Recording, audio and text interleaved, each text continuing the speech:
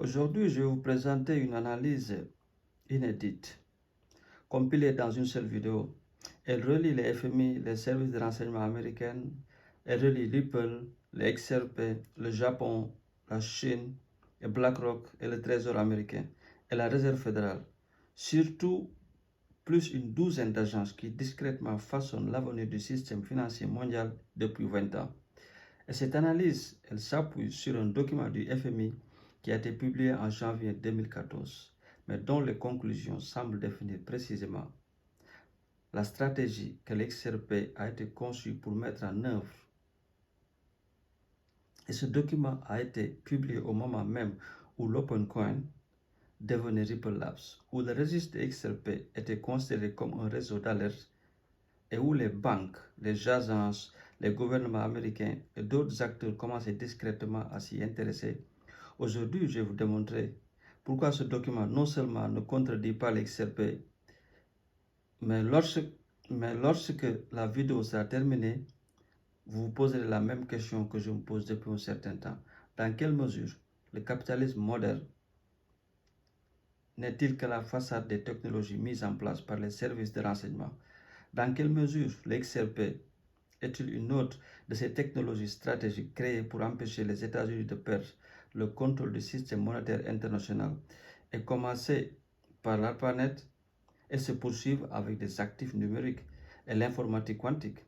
Quelles autres technologies ont été lancées ou conçues ou financées par les services de renseignement et que nous utilisons aujourd'hui et que nous continuerons à utiliser à l'avenir?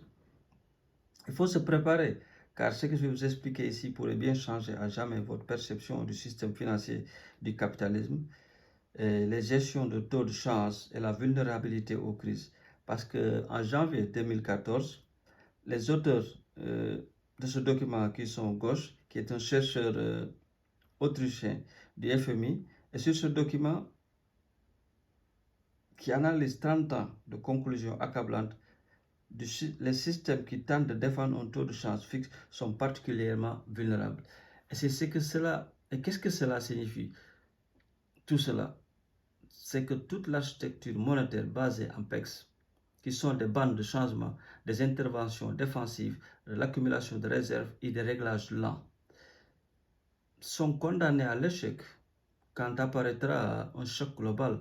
Et c'est exactement le problème pour lequel l'XRP a été créé. Donc l'XRP, il n'est pas là pour rivaliser contre les échecs du FMI. C'est ce qui est dit dans ce document. En 2014, c'était irrélevant et impensable pour le public institutionnel, mais ça décrit une telle précision chirurgicale sur les échecs que l'XRP peut résoudre.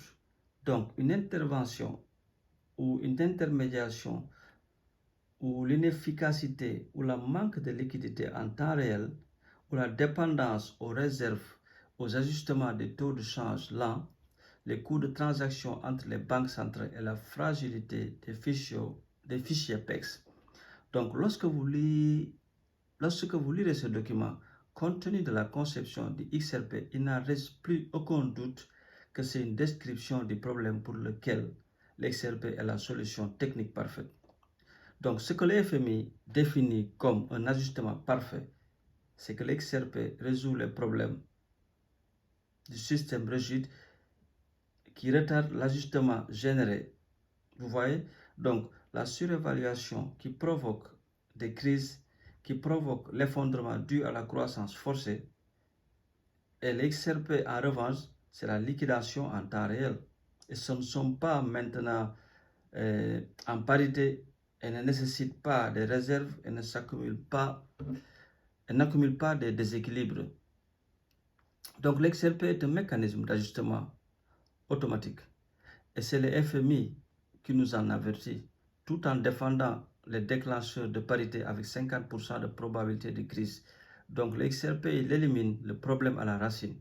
Il n'y a pas d'attaque spéculative possible. S'il n'y a pas de promesse, il n'y aura pas de crise de crédibilité. Et c'est pourquoi cet article est pertinent. Parce qu'en 2014, c'était une période où OpenCoin est devenu Ripple Labs, où Ripple a publié ses premiers documents techniques du registre XRP. et ses débuts des premiers accords avec les banques et des fonctionnalités avec des régularisations et des schémas plus précis. Et là commence à se dessiner Ripple et se développe et construit exactement un type de système que le FMI avait déjà identifié comme nécessaire, comme obligatoire pour un système financier sain et que cela ne soit pas une coïncidence. Parce que les grandes transformations financières ne naissent pas dans des garages, mais dans les think tanks. Vous savez, les think tanks, c'est les penseurs qui sont derrière la Maison Blanche et qui décident du coup des choses, comment se passe au niveau du calendrier présidentiel, qu'est-ce qu'ils doivent faire. Donc, c'est eux qui décident.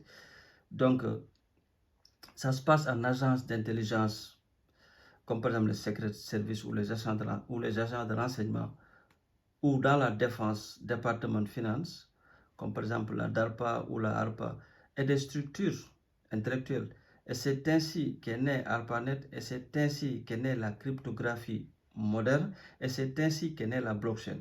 Donc la frontière entre les académies, les renseignements de la finance, le secteur privé et la régulation est exactement fine.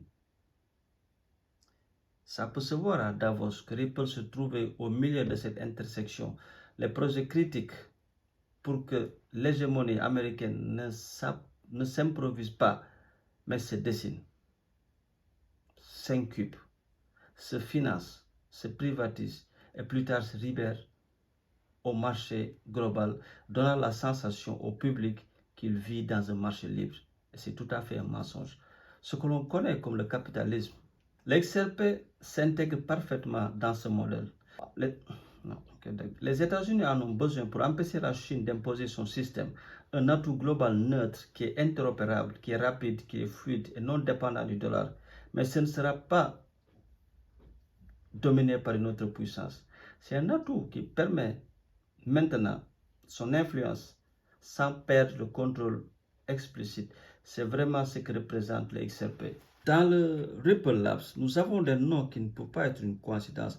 On a comme par exemple Michael Barr, qui est sous-secrétaire du Trésor. On a Rossurios, qui était le représentant du Trésor américain. Nous avons Robert Mechini, qui était un ex de BlackRock, qui était un ex de Ripple, qui maintenant travaille à BlackRock. Et nous avons Chris Larsen, nous avons David Schwartz. Et on en passe, je vous en reviendrai. Et le FMI pourra-t-il un jour disposer des crypto-monnaies? On lui avait posé cette question à Brad Garlinghouse. Mais qu'est-ce qu'il a dit comme réponse? Nous ne pouvons pas l'écarter.